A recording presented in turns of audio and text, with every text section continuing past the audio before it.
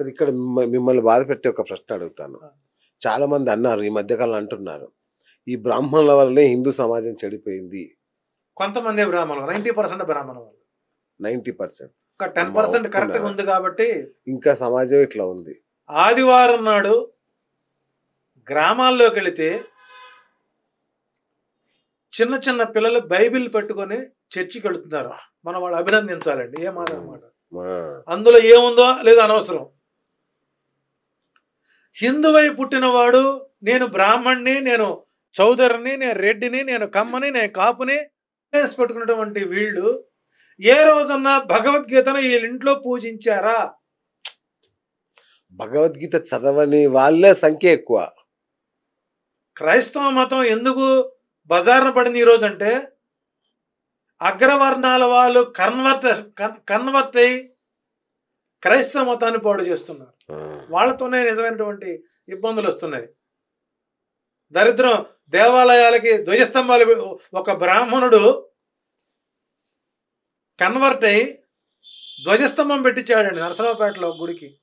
ఒక చర్చికి ధ్వజస్తంభం, చర్చికి ధ్వజస్తంభం, షటారి మీద క్రాసు, లడ్లమ్మడం, తీర్థం, అర్చన, ఏసాయ నమః, యేసుపుత్రాయ నమః, మరియాయ నమః, మరియపుత్రాయ నమః రాసి. మరి వాడు ఎక్కడ గురుగారు? పల్నాడు ప్రాంతంలోకి వెళ్ళండి సార్, కెమెరాలు తీసుకెళ్ళండి సార్. మీడియా వేసింది అది. మన మతాన్ని మనం గౌరవించుకోవాలి, ఎదుటి మతాన్ని ప్రేమించాలి. నేను బైబిల్ చదువుతాను, ఖురాన్ చదువుతాను, గీత చదువుతాను. 3 మతాల సారం భగవద్గీతలో ఉన్నదే. కాబట్టి ఇక్కడ భగవద్గీత నిత్య పూజా గ్రంథం, నిత్య పరాయణ గ్రంథం. సబ్సిక్వెల్ గా గరుడ పురాణం చదవాలి. గరుడ చదివితే మనం ఏం తప్పు చేస్తున్నాం, ఎలా మార్చుకోవాలి తప్పుని. సో మరణించిన వాళ్ళ దగ్గర భగవద్గీత కాకుండా గరుడ పురాణం చదవమంటారు. అది కూడా అనవసరం అండి, బతికుండగానే చదవండి. నిత్య పారాయణ గ్రంథం. ఓకే. గరుడ పురాణం. ఎవరి ఇంట్లో అయితే రామాయణం, భాగవతం, భారతం, భగవద్గీత, గరుడ పురాణం పూజించబడతాయో ఆ ఇల్లు ఎప్పుడు ఐశ్వర్యవంతంగా ఉంటుంది. మా మందిరంలో ఇవి మొత్తం ఉంటాయి. వీటితో బైబిల్ కూడా పెట్టాను, ఖురాన్ కూడా పెట్టాను. ఎందుకు? తెలుసుకోవడం తప్పు కాదు కదా. ఎక్కడ కూడా ఖురాన్లో మత మార్పిడి లేదే. వాళ్ళు ఏ రోజు కూడా ఏ దేవుణ్ణి విమర్శించరే. మన దౌర్భాగ్యం ఏంటి అంటే ఇక్కడ చర్చలు అన్నం పెడతాయి. చర్చి అన్నం పెడుతుంది. ఆదివారం పిలిచి ఒక బిర్యానీనో భోజనమో పెట్టి ఆ పుస్తకం ప్రార్థన చేసి పంపిస్తారు. అది ఎంతవరకు అవసరం. కానీ మన దేవాలయాలు డబ్బు తీసుకుంటాయండి. విజయవాడలో బుక్ ఫెస్టివల్ జరుగుతుందండి. బుక్ ఫెస్టివల్కి వెళితే క్రైస్తవులు ఒక యేసుక్రీస్తు బొమ్మ, ఒక బైబిల్ ఫ్రీ డిస్ట్రిబ్యూషన్ చేస్తుంది. మనకు కొన్ని సమాజాలు ఉన్నాయి, అన్నాన్ని అమ్ముకునే సమాజాలు, టోల్ గేట్ల దగ్గర భగవద్గీతలు అమ్మే సమాజాలు. నేను వీళ్ళని అడిగాను, ఒక పక్కన వాళ్ళు ఉచితంగా ఇస్తున్నారు, మీరు కృష్ణుడు బొమ్మను ఎందుకు ఉచితంగా ఇవ్వలేరు అంటే, కృష్ణుడిని మేము అలా ఉచితంగా ఇవ్వలేమండి, అమ్ముకుంటానికి ఇస్తాము.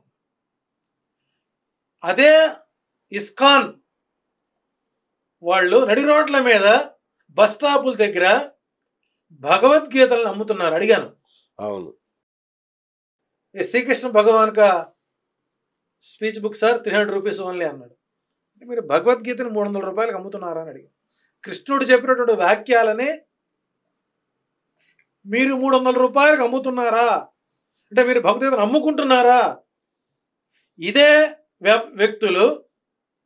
వ్యక్తులు భగవద్గీతని అయ్యా మన హిందూ మత సంప్రదాయం ప్రకారం ఈ గ్రంథాన్ని అత్యుత్తం, ఇది మీరు తీసుకొని దీనికి తగినటువంటి వెలని మీరు మాకు డొనేట్ చేయండి అంటే అద్భుతంగా ఇస్తారు కదా.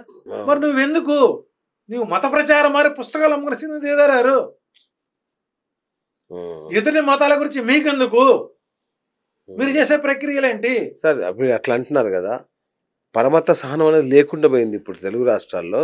మొన్న ఒక పాస్టర్ మల్లెపూలు పెట్టుకున్న వాళ్ళందరూ ప్రాస్టిట్యూట్స్ అనే అర్థం వచ్చేలాగా వాడు కన్వర్టెడ్ అది కదండి. అవును. ఆయన భార్య మలుపులు పెట్టుకుంటే అవేమన్నా ఉండాలి మరి? మరి నీ తల్లి మలుపులు పెట్టుకోకుండానే పిల్లలకి అంతా ఇంత దుర్మార్గం అండి ఇట్లాంటి వ్యాఖ్యలు. అంటే ఇందాక మాట చెప్పాను, నిజమైనటువంటి క్రిస్టియన్స్ వల్ల ఇబ్బంది లేదు, కన్వర్టెడ్ అయినటువంటి క్రిస్టియన్స్ వల్లే సమాజంలో మత కల్లోలాలకు కారణభూతమవుతుంది, మత విద్వేషాలకు కారణమవుతుంది. మళ్ళీ వీడు కన్వర్టెడ్ అయ్యే వ్యక్తినే చేసుకుంటాడు, మళ్ళీ తాను కన్వర్ట్ అయిన వాళ్ళు చేసుకుంటారు మళ్ళీ. అంటే నీకు నదులలో నీళ్లు పారేది మీ మత మార్పిడిలు చేయడానిక, ఆదివారం కూర్చోబెట్టి నాలుక మీద పేపర్ పెడతానిక?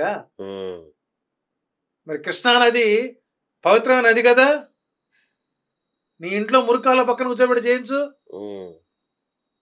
కాబట్టి ఇక్కడ మతం యొక్క ముసుగులో చేసే ఉన్మాద ప్రక్రియలకు సమాజం పాడుతున్న అవసరంలో ఆ ట్రాప్లో ఇలాంటి చెర్రావూరు లాంటి వాళ్ళు, చచ్చిపోయిన చెప్పినట్టు వాళ్ళు, నండూరు శ్రీనివాస్ లాంటి వాళ్ళు, ఇస్కాన్ ఆయన అందరితో పోరాడుతుంటాడు. నీకెందుకు నీకెందుకు? ఇంకా ఇద్దరు చెప్పమంటారా? మన ఆంధ్ర తెలుగు రాష్ట్రం ఉన్నటువంటి ఇస్కాన్ మతంలో కన్వర్ట్ అయిన వాళ్ళని ఆంధ్రాలో ఉంచరండి, ఇతర రాష్ట్రాలు ఉంచుతారు, భాష రాని చోట. అదేంటో ఇక్కడ వాళ్ళ ప్రాబల్యం పెరుగుతుంది కదా. అలా కూడా ఉంటుందా? ఎస్. నాయుడుపేటలో లిటరల్గా ఒక పెద్ద ఆయన వెంకటేశ్వర స్వామి గుడి కట్టుకున్నాడండి, అద్భుతమైన గుడి. దానికి హరీష్ రావు గారు, కేసీఆర్ గారు వాళ్ళు గాలిగోపురాలు, ఆ గుళ్ళో నాపరాళ్ళు వేసి చేస్తే ఆ గుడిని ఇస్కాన్ వాళ్ళు తీసుకొని వెంకటేశ్వర స్వామి వారికి శనివారం అర్చన చేద్దామని వెళితే వాళ్ళు Hare Rama Hare Krishna Krishna Krishna Hare Hare. Who are you? మీరు అక్కడ దాకా వెళ్ళారు. ఇక్కడ రోడ్ నెంబర్ 12 లో కూడా లక్ష్మీ నరసింహస్వామి ఆలయాన్ని ఇస్కాన్ టెంపుల్ గా మార్చేశారు. అంటే వాళ్ళు డబ్బులు ఇచ్చి ట్రస్టులు తీసుకుంటున్నారు. శ్రీ నరసింహ జయ నరసింహ ప్రహ్లాదుడు చెప్పిందండి. Who are you? Shri Narasimha జయ నరసింహ జయ జయ సింహ జయ నరసింహ. ఎవరు చెప్పారు అది? ప్రహ్లాదుడు నారసింహ మంత్రం పబ్లిక్ ఇచ్చాడు. అది ఆ గుళ్ళో అది ఉండాలి. నేను ఒకరోజు ఫ్యామిలీతో వెళ్తే కృష్ణుడి గుళ్ళోకి వెళ్ళి వెంకటేశ్వర గుళ్ళోకి వెళ్తే అది ప్రచారం. మీరా సమాజాన్ని ఉద్ధరించేది? మీరా మీ మత ప్రచారం చేసుకుంటారు? మీరు ఎక్కడి నుంచి వచ్చారు? మీరు మా మతాన్ని, మా భగవతత్వాన్ని శ్రీరామ జయ రామ జయ జయ రామ, తులసీదాస్ చెప్పిన వాక్యం ఇది. అంతకంటే గొప్పవాళ్ళ మీరు? ఒకప్పుడు సప్తాహాలు చేసేవాళ్ళు, హరే రామ రామ రామ హరే హరే, హరే కృష్ణ కృష్ణ కృష్ణ హరే. అది మూలం కదా. దాన్ని మాత్రం రైట్స్ మీకు ఇక్కడ ఉన్నాయండి. నీ కృష్ణుడు గొప్ప అవ్వచ్చు, మాకు రాముడు గొప్ప. మా రామనామాన్ని మీరు ఎందుకు మలినం చేస్తున్నారు? మా నారసింహ మంత్రాన్ని మీరు ఎందుకు మలినం చేస్తున్నారు? మా గోవిందనామాల్ని మీరు ఎందుకు చేయనివ్వటం లేదు? ఒక మతోన్మాద ఇస్కాన్ కూడా ఒక మతోన్మాద శక్తులను ప్రోత్సహిస్తుందనుకోవాల్సింది. బానిసలు చేస్తుంది. అవును. ఒక చిన్నపిల్లడితో వాడు మెళ్ళ డోలేయడం, పిచ్చి వాళ్ళగా డప్పు కొట్టించడం. నారద భక్సూత్రాల్లో సంకీర్తన ఉన్నది, మేము కాదంటలేదు. రామనామ సంకీర్తన చేసుకుంటాం మేము, హరిరామ సంకీర్తన చేస్తాం. అది మా ఇష్టం. నీకు రుద్ది హక్కు నీకు లేదు. నరసింహస్వామి గుళ్ళకెళ్ళి నారసింహాయ నమః, నృసింహాయ నమః, హిరణ్యమర్ధనాయ నమః, అది కూడా కాదు, నారద ప్రహ్లాద వరదాయ నమః అని చెప్పుకుంటాం. నువ్వు అది వదిలేసి నీ కృష్ణనామం మాకెందుక? కృష్ణనామం కూడా కాదు. విషాదం ఏంటంటే ప్రభుపాదులు ఉంటారు కదా, ఆయన ఆయన విగ్రహం పెట్టి ఆ భోగాన్ని ఆయనే కనిపిస్తాడు. ఇక్కడ డబ్బు అంతా ఎక్కడికి వెళ్తుంది? సంపాదించిందంతా. నేను అడిగా, ఈయనెవరు? ఈయన దేవుడు అంటే ఆయన దేవుడు కాదండి, ఇస్కాన్ స్థాపించిన ఆయన అంటే. అరే మరి నరసింహస్వామికి పరదాలు వేశారు, ఆ కృష్ణుడికి పరదాలు వేసి, ఈయనకి ఏంటండి ఇంత? అక్కడ వెళ్ళేటువంటి భక్తుడు మలినమైన వాడని చెబుతాను. ఇంకో దౌర్భాగ్యం చెప్పండి, హైదరాబాద్ నగరాల్లో మూల దేవాలయానికి వెళితే చుట్టుపక్కల అన్ని రకాల గుళ్ళు పెడతారండి. ఒక వెంకటేశ్వర స్వామి గుళ్ళో చండీ యాగం ఏంటండి? ఒక మా కాలనీలో నరసింహస్వామి గుడి ఉందండి, దాని శారదా నరసింహస్వామి గుడి అని పేరు. ఇదే శారదా పెట్టాళ్ళు పెట్టారని, అంటే విశాఖ శారదం కాదని. ఆ పీఠం దాని క్రెడిబిలిటీ వేరు, దాని ఆ ఉన్మాదం వేరు. అక్కడ చండీ యాగం వ్యాపారం. నరసింహస్వామి గుడిలో శివాలయం ఏంటంటే దరిద్రం కాకపోతేను సోమవారం సాయంత్రం అక్కడ నరసింహస్వామి అభిషేకం చేస్తారు. శివకేశవులకు భేదం లేదంటారు ఏమనంటే అని ఇలా చెప్పారు. వాళ్ళిద్దరు కళ్ళ కనపడేమన్నా ఇలా చెప్పారండి.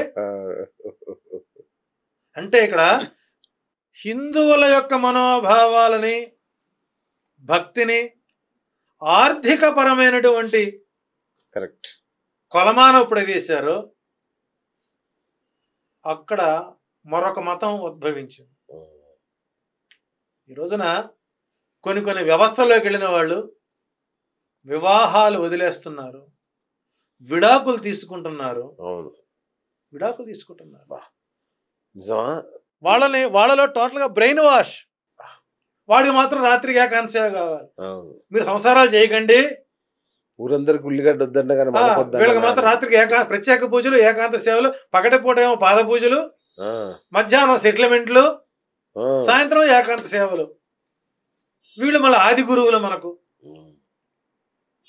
పీఠాలు అంటే శారదాపీఠం, శృంగేరి శారదాపీఠం, కంచి కామకోటి పీఠం, అద్భుతం భగవద్ రామానుజ పీఠం. ఈ మూడే ప్రమాణికాలు. మిగిలినవన్నీ పుట్టకుక్కలాగా పుట్టుకొచ్చినవే, సంపాదించుకోవడానికి కాషాయం అనేటువంటి ఒక ముళ్ళ కంచిలా కట్టుకొని సమాజాన్ని దోచేటువంటి మతోన్మాదులు అనడంలో ఎలాంటివి నిస్సందేహంగా చెబుతారండి.